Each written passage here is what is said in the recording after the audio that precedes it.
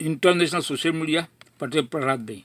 Watching after subscribe, share, like, comment as you like. 1979 में Iran में तख्ता पलट हुआ था। शाह रजा पहलवी गए और अयतोल्ला खोमैनी आए थे। तेल प्रोडक्शन बिल्कुल धड़ाम हो गया था। दिन के 4.8 मिलियन बैरल्स की कमी हो गई थी। मतलब वर्ल्ड आउटपुट का 7% गायब।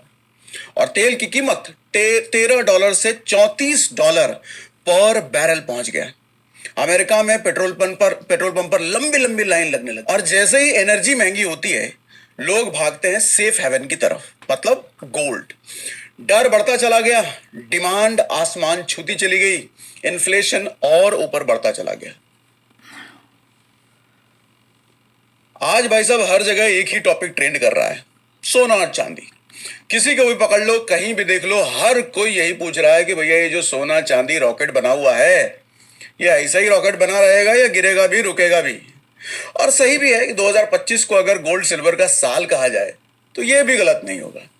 सोना चांदी 60% से ज्यादा उछल चुके हैं भैया एक साल के अंदर, और ये टोटली अनएक्सपेक्टेड है। हर न्यूज चैनल, हर यूट्यूब वीडियो, हर सोशल मीडिया रील में बस सोना सोना सोना, बस यही बात हो रही है। अब सवाल यह है कि क्या यह चलन बना रहेगा या फिर वही होगा जो 1980 में हुआ था। क्या हुआ था 1980 में, पूरी बात, पूरी कहानी समझाता हूं आपको। और आज अगर आपके भी दिल में हलचल है ना कि सोना मैं भी खरीद लूं, तो उस हलचल पर लगाम लग सकता है ये पूरी कहानी सुनने के बाद। सुनिएगा ध्यान से, क्योंकि भैया एक बार पहले भी गोल्ड ने सबको ये झटका दे दिया है। 68% का क्रैश हुआ था, और ठीक वही माहौल था जो आज का माहौल है। हर तरफ जैसे सोने की बात हो रही है ना, चांदी की बात हो रही है ना, यही बात उस वक्त भी हो रही थी। और 68% का क्रैश बहुतों को बर्बाद किया था। सुनो ध्यान से, क्रैश था वो। कहानी थी ग्रीड की, डर की और पावर की। अब इसमें हिडन है आज के इन्वेस्टर्स के लिए लाइफ चेंजिंग लेसन, जस्ट बताने वाला हूं। सबसे पहले सीन बाय सीन सुनाता हूं। सीन 1 सुनो। 1980 में गोल्ड का ऑल टाइम हाई चल रहा था। उस वक्त गोल्ड पहुंच गया था $850 पर आउंस। यानी कि आज के हिसाब से इन्फ्लेशन को एडजस्ट करके अगर नंबर बताऊं तो 1.2 लाख पर 10 ग्राम। उस वक्त 1.2 लाख गया नहीं था, मैं इन्फ्लेशन एडजस्ट करके बता रहा हूं कि 1.2 लाख इन्फ्लेशन एडजस्ट करके उस वक्त भी चला गया था। यानी जो रेट आज चल रहा है उस टाइम भी वही था भाई साहब। लेकिन भाई ये हाइट तक पहुंचने के पीछे 3 ऐसे तूफान थे जिन्होंने पूरी दुनिया को हिला दिया था। अब सबसे पहला क्राइसिस सुनो, क्रूड ऑयल का ब्लास्ट। 1978 से 79 में ईरान में तख्ता पलट हुआ था। शाह रजा पहलवी गए और अयतोल्ला खोमैनी आए थे। तेल प्रोडक्शन बिल्कुल धड़ाम हो गया था। दिन के 4.8 मिलियन बैरल्स की कमी हो गई थी। मतलब वर्ल्ड आउटपुट का 7% गायब। और तेल की कीमत $13 से $34 पर बैरल पहुंच गया।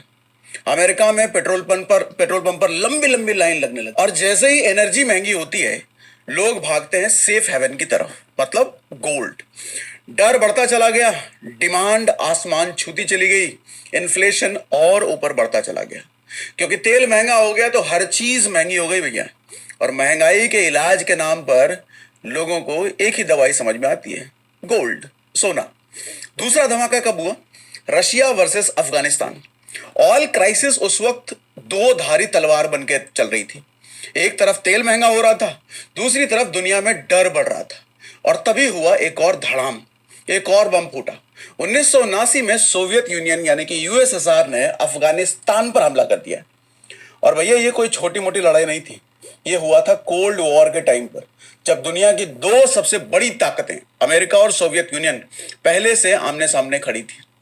यूएसएसआर का अफगानिस्तान पर हमला एक जियोपॉलिटिकल ब्लास्ट बन गया।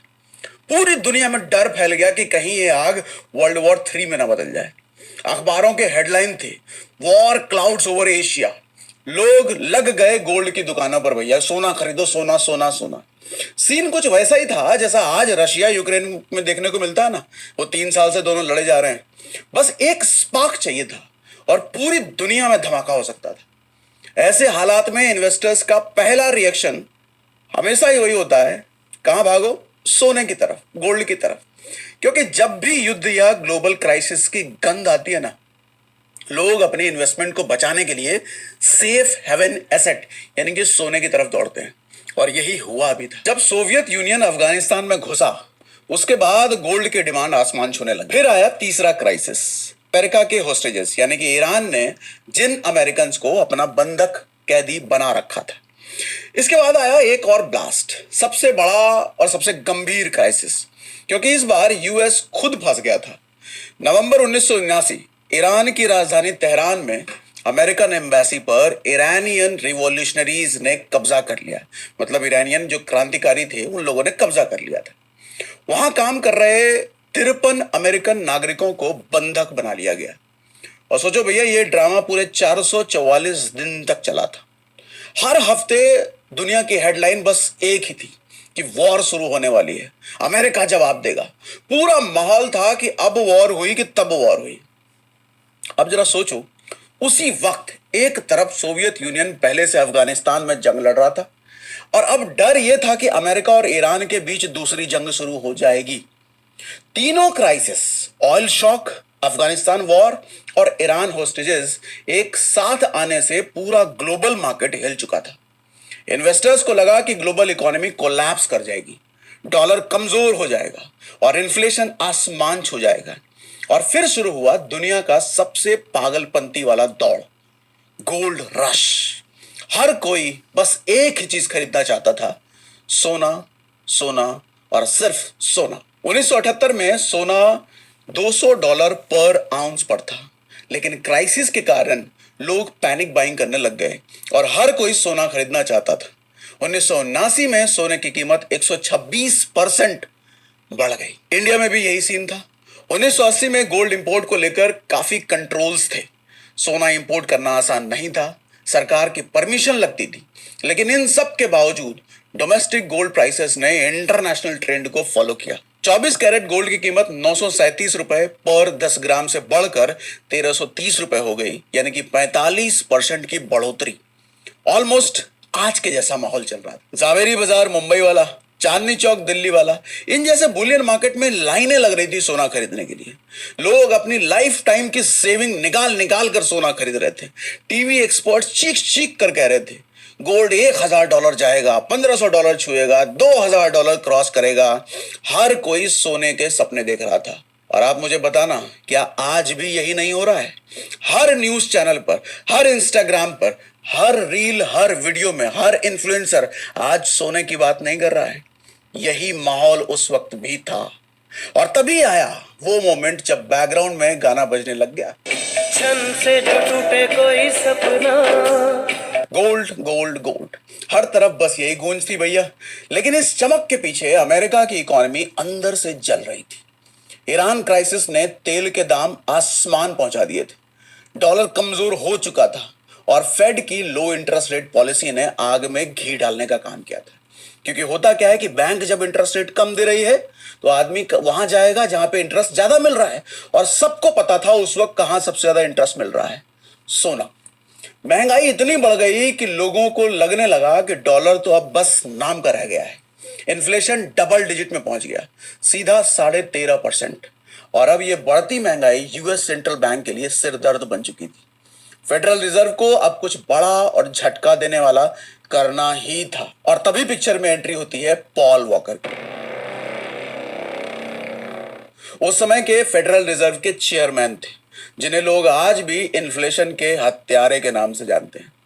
अक्टूबर 1979 सैटरडे इवनिंग फेड ने बुलाई प्रेस कॉन्फ्रेंस। और यह कोई आम प्रेस कॉन्फ्रेंस नहीं थी भाई साहब, क्योंकि फेड कभी भी शनिवार की रात को प्रेस कॉन्फ्रेंस नहीं करता। यानी सीधा संकेत था कि अब कुछ बड़ा होने वाला है। पहली बार था जब फेड ने स्पेसिफिक और सख्त सिग्नल दिए कि वो इन्फ्लेशन को कंट्रोल करने के लिए मनी सप्लाई पर स्ट्रिक्ट कंट्रोल लगाएगा, भले ही इसके लिए इंटरेस्ट रेट को बहुत ज्यादा बढ़ाना क्यों ना पड़े। और वहीं से शुरू हुआ वो कदम जो बाद में पूरी दुनिया ने नाम दिया, जिसे वॉल्कर शॉक। फेड रेट्स को बढ़ा दिया गया, 11% से सीधे 20% कर दिया गया, यानी कि बैंक्स ही अब इंटरेस्ट लोगों को देने लग गए 20%। अब इतना बड़ा इंटरेस्ट रेट हाइक कि इन्वेस्टर्स के होश उड़ गए भैया।